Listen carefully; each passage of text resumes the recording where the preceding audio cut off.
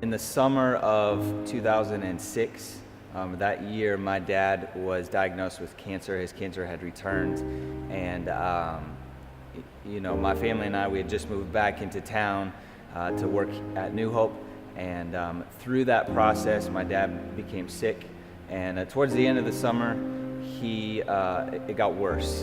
And so there's a Sunday in August of 2006 that he actually came to church. He wasn't feeling well, and so they took him to the hospital. And so I knew pretty quickly that he wasn't doing well for him to be able to leave church. And so they admitted him, and that Sunday night after the service, I went down to the hospital to see him and see my mom. And little did I know that that would be one of the last times I had a conversation with my dad. So the next morning, on Monday morning, I was woken up early by a phone call. My phone was ringing, and I thought maybe it was someone from our church that needed help with something. And as I answered the phone, very quickly realized that it was my mom, and I distinctly remember her saying that I needed to get to the hospital because Dad was coding. And I remember hearing in the background the doctors and the nurses hustling around in his room and the alarms going off. And so as I got to the hospital, saw my family, quickly realized after talking with the doctors and my family that my dad wasn't going to make it. So as we are saying our goodbyes, I had this like sinking feeling in my chest.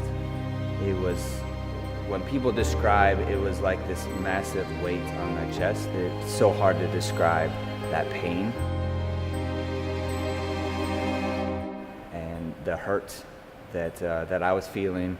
And through that process and through that week, it was like a blur. I don't remember a whole lot, but I do remember feeling and thinking that I didn't want this to be real. Like I wasn't prepared for my dad to pass away. And so that thinking that this isn't real, I don't want it to be real, began to affect how I was. I quickly tried to resume back into life, to work, and never really dealt with it in a good way. I just began to stuff my emotions, not wanting it to be real. When people would ask me about it, I would just say I'm fine. But on the inside, I knew I wasn't, but I didn't want to talk about it, because if I talked about it, then that made it real. During that time after my dad passed away, that I went to a place spiritually where I began to not necessarily feel God, and feelings isn't necessarily everything, but it was a pretty lonely spot that I was in, but I wasn't telling people about it. I didn't know what to pray. I didn't know how to pray at times. I doubted sometimes my prayers, all because I had prayed for so long for my dad to be healed, and he hadn't. So in May of 2010, on a Sunday evening, I get a call from my brother-in-law, and earlier that day we had been trying to contact my sister, my oldest sister, who was living about 30 minutes away from here, and we hadn't been able to reach her. And so all of a sudden I get this phone call from my brother-in-law, and he says that we need to get to their house now, very quickly. And I had this sinking feeling again that something wasn't right. And in the background, again, I hear my other sister, his wife, crying. And I knew something wasn't right. And so he didn't necessarily want to tell me what it was, but I pressed him. Was it about my older sister? And he finally said it was, and come to find out that she had died unexpectedly. And so now,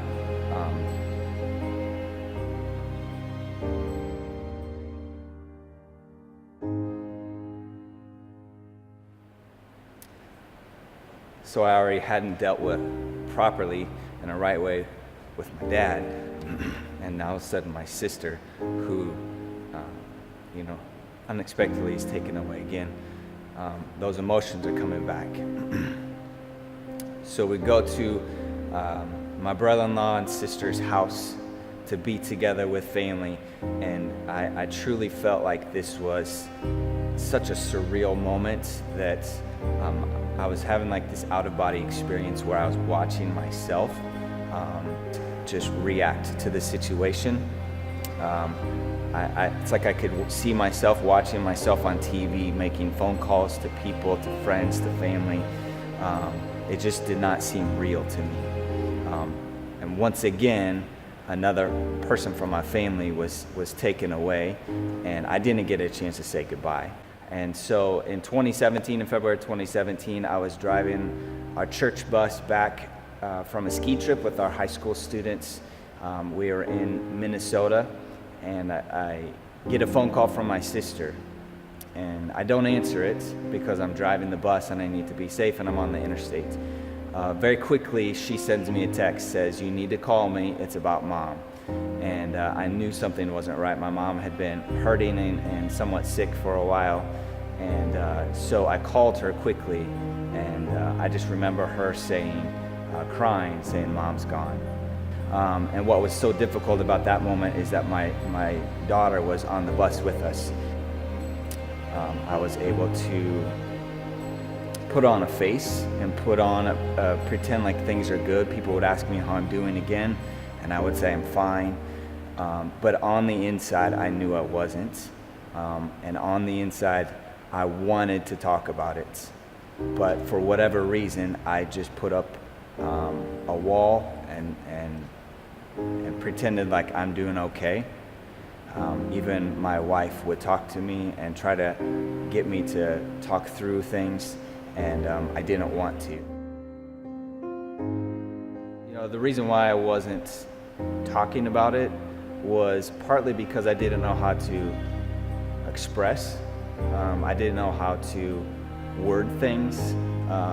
It was hard to put words to my emotions that I was feeling because it was such a dark valley for me that I didn't know how to put it into words.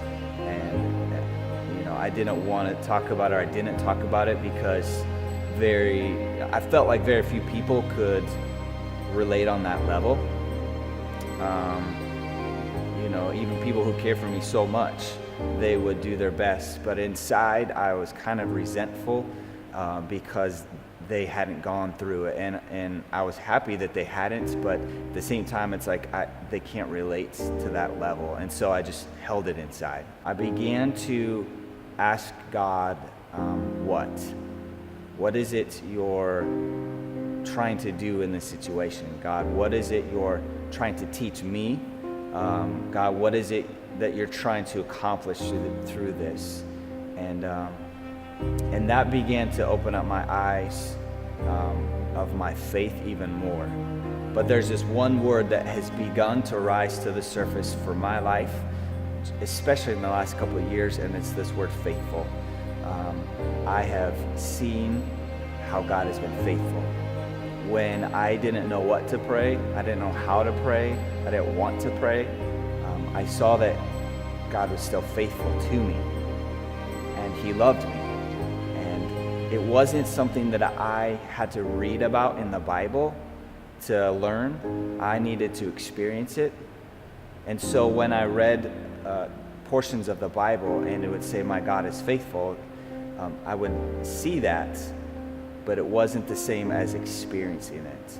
And so for me, my faith has become stronger, and my hope in Jesus has become stronger because I've seen His faithfulness. He has been there through the darkest times of my life, and He continues to be there no matter what. I can't go back and change it. I can't fix anything, and I can't just keep living in the past. But I'm going to take the broken pieces. I'm going to take what has happened to my life and the pain and the hurt, and I'm going to try to allow God to use it to honor Him. My name is Brian, and I have found hope in the name of Jesus.